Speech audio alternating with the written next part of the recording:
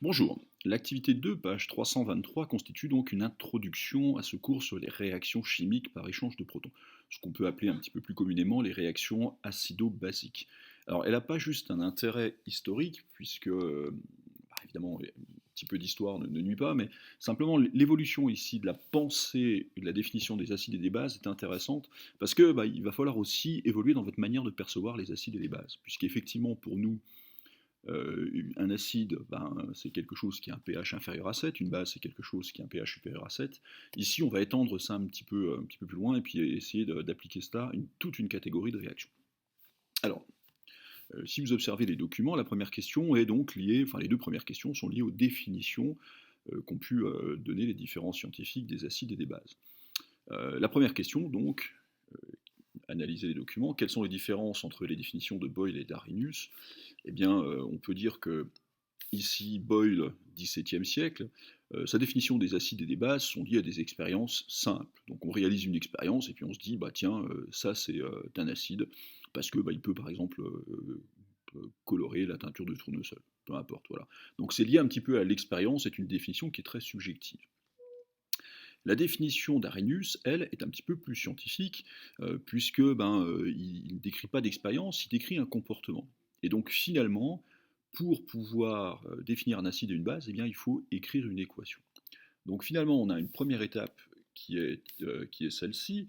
Donc la définition de Boyle, qui est relativement subjective.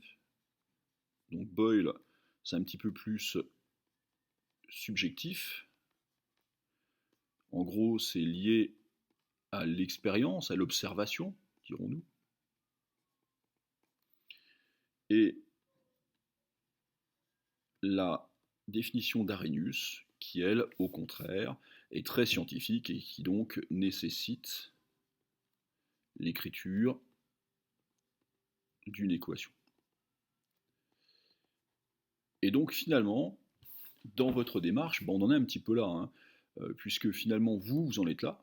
C'est-à-dire pour l'instant, vous en êtes à une définition assez subjective. On décrit les choses voilà, en fonction de ce qu'on peut avoir, en fonction d'un pH. Et maintenant, on va passer à cette phase un petit peu plus scientifique, où on va écrire des équations, comprendre un petit peu scientifiquement ce que sont les acides et les bases, puisque c'est quand même relativement important.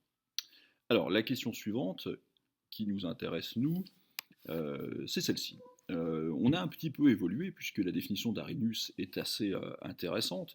On fournit des protons H+, on va voir que c'est lié à l'acidité, et puis une base est susceptible de fournir des ions hydroxydes, H-. Alors si vous vous souvenez un petit peu de ça, notamment une des bases qu'on connaît nous, c'est ce qui est noté NaOH.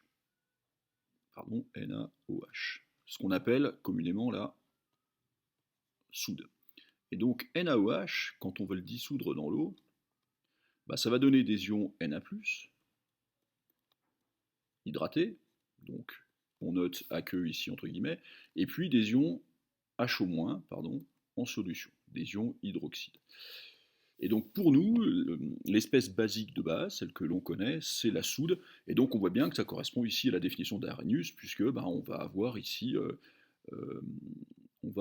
des ions HO- qui vont apparaître dans la solution. Okay, voilà, donc la définition finalement rejoint un petit peu ce qu'on a pu expérimenter jusqu'à maintenant. Qu'en est-il de Bronsted, qui est la définition qu'on va aborder maintenant? Elle est un petit peu plus étendue que celle-là, on essaiera d'expliquer un petit peu plus tard pourquoi. La définition des acides est exactement la même, donc c'est une espèce chimique qui est capable de céder des protons H+. En revanche, une base, ça va être une espèce chimique qui est capable de capter des protons H+. Alors on sait bien que les ions ne se baladent pas comme ça dans les solutions ou n'importe où d'ailleurs. En général, un ion est relâché, va être capté par quelqu'un d'autre. Donc là, le proton va être lâché par un acide, capté par une base.